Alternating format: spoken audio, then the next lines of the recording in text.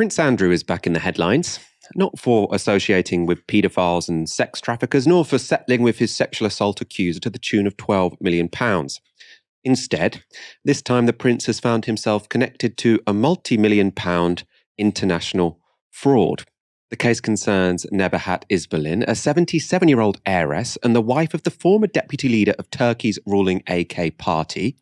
Isbalin's husband was imprisoned in 2015 for allegedly attempting to organise a coup, and fearing persecution, she wanted to move herself and her assets out of Turkey. Mrs. Isbalin was worth $90 million. To manage that cash, she enrolled this man. Selman Turk is a Goldman Sachs banker and was a family friend of Mrs. Isbalin. Isbalin said she trusted him, quote, completely, if not blindly, and she would give him almost total control of her financial affairs. However, it appears Mr. Turk abused his position, and Mrs. Isbalin is now pursuing him in the High Court for defrauding her to the tune of £40 million. According to the Telegraph, court documents say Mrs. Isbalin had poor English and was vulnerable to Mr. Turk. And they write that by November 2019, Mr. Turk and various companies and investment vehicles owned or connected to him had received tens of millions of pounds. Of course, this kind of financial dispute is not uncommon, but it's headline news because it appears a decent proportion of that misappropriated cash was funneled to one Prince Andrew. In court documents, Mrs. Isbalin's lawyers claim that in or around November 2019, Mr. Turk told Mrs. Isbalin that she needed to make a purported gift of £750,000 to His Royal Highness Duke of York by way of payment for assistance that he told her HRH Duke of York had provided in relation to Mrs. Isbalin's Turkish passport.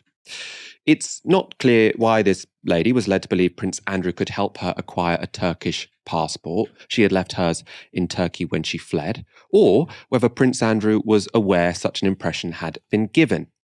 But nonetheless, that sum was transferred to the Duke, and a further £350,000 would be paid to Andrew in regular instalments from another firm linked to Mr. Turk.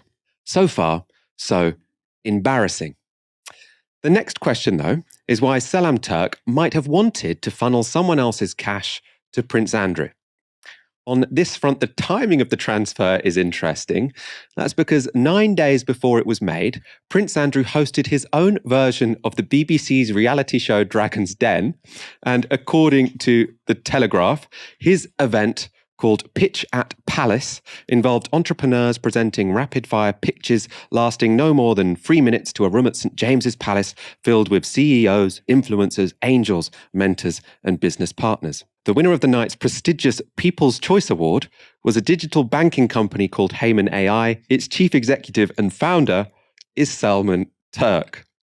So, did Prince Andrew really give a People's Choice Award to someone just because, or just so, they would give him $750,000 a week or so later? Well, we don't know the answer to that question, and apparently Prince Andrew didn't get a vote.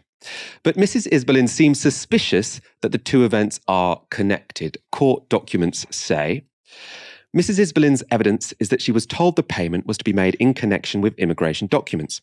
In fact, Mr. Turk appeared at a charity event hosted by Prince Andrew at St. James's Palace on the 5th of November 2019, at which he sought to promote his UK banking business. Mrs. Isbalin suspects that the payment was made for some purpose connected with the banking business.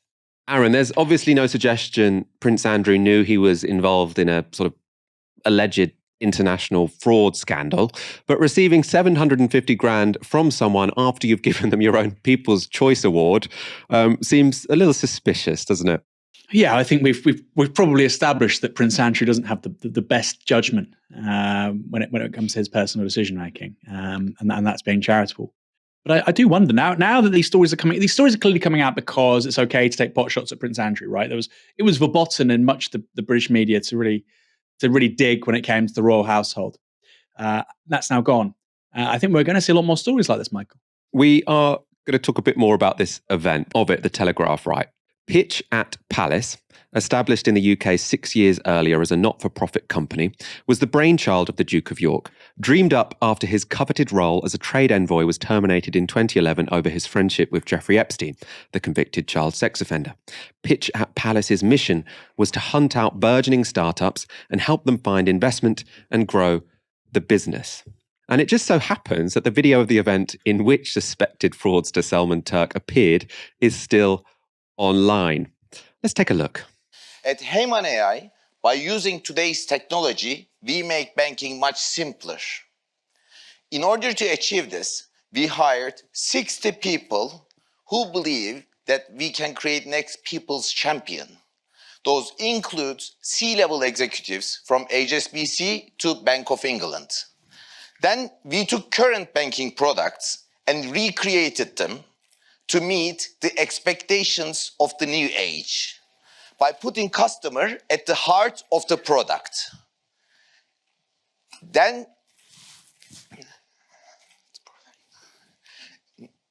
And now we are creating our technology platform, our banking platform from scratch.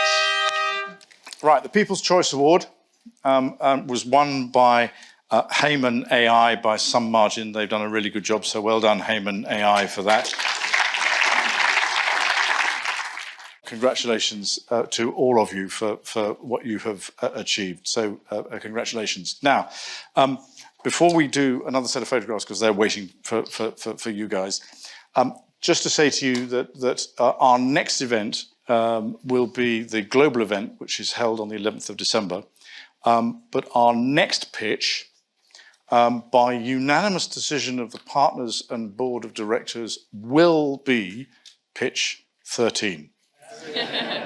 There is no such thing as leaving a number out. And so pitch 13 will take place at some stage towards the end of spring next year. But thank you all very much indeed for coming this evening. You can all go through the door that way, or go that way and around and meet up in there, because there's lots of drinks and time to connect now with the entrepreneurs. And they've all got these things with them. So if they hold them up, you can find them. That's the theory. Still, congratulations. Well done. Well done. Congratulations. Well done. Move over this way a little bit. Right. Here we go. Sadly, Pitch at Palace 13 would never take place, as a week after the event we just showed you, Prince Andrew did the disastrous Emily Maitlis interview that ended his career.